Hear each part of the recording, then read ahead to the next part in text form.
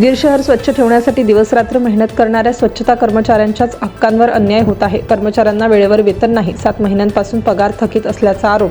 PF जमा केला जात नाही, कामासाठी आवश्यक साहित्य आणि सुरक्षा साधने उपलब्ध करून दिली जात नाहीत, नियमित आरोग्य तपासणी होत नाही, असे एक ना अनेक गंभीर प्रश्न आता उदगीर नगर परिषद प्रशासनासमोर उभे राहिले आहेत। या संपूर्ण प्रकरणावर महाराष्ट्र संघर्ष अभियानचे अध्यक्ष बाबासाहेब सूर्यवंशी यांनी आक्रमक भूमिका घेत प्रशासनाला जाब विचारलाय।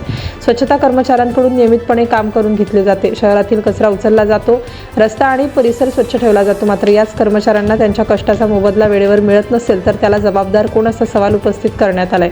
सर्वात गंभीर आरोप म्हणजे कंत्राटी स्वच्छता कर्मचाऱ्यांचे गेल्या 7 महिन्यांपासून वेतन दिले गेले नसल्याचे सांगण्यात आले। 7 महिन्यांचा पगार थकीत असताना या कर्मचाऱ्यांनी आपल्या कुटुंबाचा उदरनिर्वाह कसा करायचा, घर खर्च, मुलांचे शिक्षण, आरोग्य आणि दैनंदिन गरजा कशा भागवायच्या, हा प्रश्न केवळ एका कर्मचाऱ्यांचा नसून त्यांच्या संपूर्ण कुटुंबाच्या जगण्याशी संबंधित आहे। याचबरोबर कर्मचाऱ्यांच्या पीएफ बाबतीतही गंभीर प्रश्न उपस्थित करण्यात आलाय। पगारातून पीएफची कपात होत असेल तर ती रक्कम प्रत्यक्षात संबंधित कर्मचाऱ्यांच्या खात्यात जमा झाली आहे का? किती महिन्यांचा पीएफ भरला आहे? कंत्राटदाराने त्याचा हिशोब नगर परिषद प्रशासनाला दिला आहे का? याची सखोल चौकशी करण्याची मागणी करण्यात आली।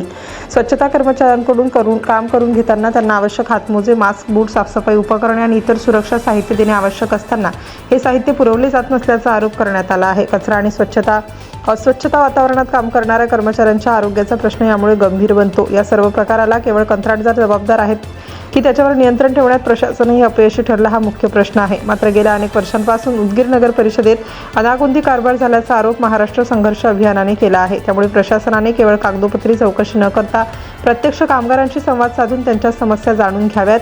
त्याचबरोबर महाराष्ट्र संघर्ष अभियानाने थकीत वेतन तात्काळ देण्यात यावे, कर्मचाऱ्यांचे वेतन राखून ठेवणाऱ्या कंत्राटदारांवर कायदेशीर कार्यवाही करण्यात यावी आणि संबंधित टेंडर तात्काळ रद्द करण्यात यावे, अशी मागणी करण्यात आलेली आहे। विशेष म्हणजे या मागण्या 8 दिवसात मान्य न झाल्यास लोकशाही मार्गाने तीव्र आंदोलन करण्याचा इशारा बाबासाहेब सूर्यवंशी यांनी दिला आहे। आता उदगीर नगर परिषद प्रशासन या आरोपांची कितपत गंभीर दखल घेते, थकीत वेतन कधी देते, पीएफचा हिशोब कधी तपासते आणि कंत्राटदारावर काय कारवाई करते, याकडे स्वच्छता कर्मचारी आणि उदगीरकरांचे लक्ष लागले आहे। कारण शहर स्वच्छ ठेवणाऱ्या कर्मचाऱ्यांच्या हातात झाडू असला तरी त्यांच्या हक्कांसाठी आवाज उठवण्याचा अधिकार त्यांनाही आहे। स्वच्छतेच्या नावाखाली कामगारांचे शोषण होत असेल तर त्याची जबाबदारी निश्चित झालीच पाहिजे। कंत्राटदार दोषी असेल तर कारवाई झालीच पाहिजे आणि प्रशासनाची चूक असेल तर प्रशासनानेही जनतेला उत्तर दिलंच पाहिजे।